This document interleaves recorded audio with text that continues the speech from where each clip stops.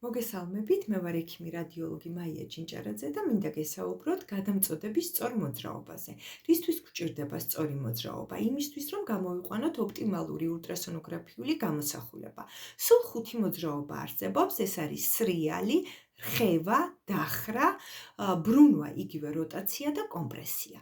სრიალის დროს გადამწოდი მოძრაობს კონკრეტული მიმართულებით გრძელი ან მოკლე ღერძის მიმართ და ეს არის იმისთვის საჭირო, რომ მოვიძიოთ გამოსახულების უკეთესი ფანჯარა, სხეულის ერთი უბნიდან გადავიდეთ მეორე უბანზე, ან სიზარღვი შევაფასოთ მთელ სიგრძეზე.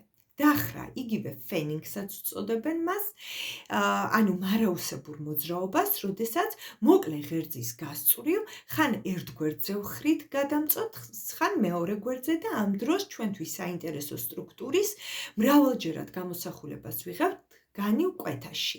აი ამ მოძრაობას ვიყენებთ ისეთი ორგანოების კვლევის დროს, როგორიც არის გული, სიზარღვები, თირკმელები, შარდის ბუშტი და სხვა.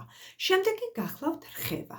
რხევა გულისხმობს გადამწოდის მოძრაობას ინდიკატორის მიმართულებით ან მისგან მოშორებით გრძივი ღერძის გასწვრივ. მას სიბრტყეში მოძრაობასაც უწოდებენ, იმიტომ რომ მთელი აი ამ მანევრირების დროს გამოსახულება არის სიბრტყეში. რისთვის გვჭირდება ეს მოძრაობა? იმისთვის, რომ ჩვენთვის საინტერესო არეალის ცენტრირება მოვახდინოთ. შემდეგი არის ბრუნვა, იგივე როტაცია. ბრუნვის დროს გადამწოდი ცენტრალური ღერძის გასწვრივ მოძრაობს საათის ისრის მიმართულებით ან საპირისპირო მიმართულებით და ამ დროს საკვლევი ორგანოს, როგორიც არის გული, სიზარღვები, შარდის ბუშტი, თირკმელები, გრძელი ღერძიდან მოკლე ღერძზე გადავდივართ. მაგალითიც არსებობს ვიდეოს სახით, რომელსაც თქვენ ხედავთ, აქ მოცემულია მხრის არტერიის მოკლე ღერძიდან გრძელ ღერძზე გადასვლა 90 გრადუსიანი ბრუნის შესრულებით. შემდეგი არის კომპრესია. კომპრესია ეს არის გადამწოდის მსუბუქი ზეწოლა საკვლევ სტრუქტურას ან ორგანოზე, რომ შევაფასოთ მისი კუმშვადობა.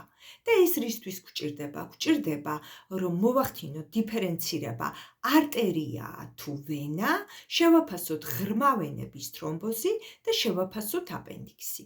აუცილებლად მინდა შევეხო გადამწოდზე არსებულ საორიენტაციო მარკერს, რომელიც ჩანაჭდევის სახით არის გადამწოდზე და ძირითადი კვლევების დროს ეკრანზე ყოველთვის მარცხენა ზედა კუთხეშია გამოსახული, მხოლოდ კარდიული, ანუ გულის კვლევის დროს არის ეკრანის მარჯვენა ზედა კუთხეში.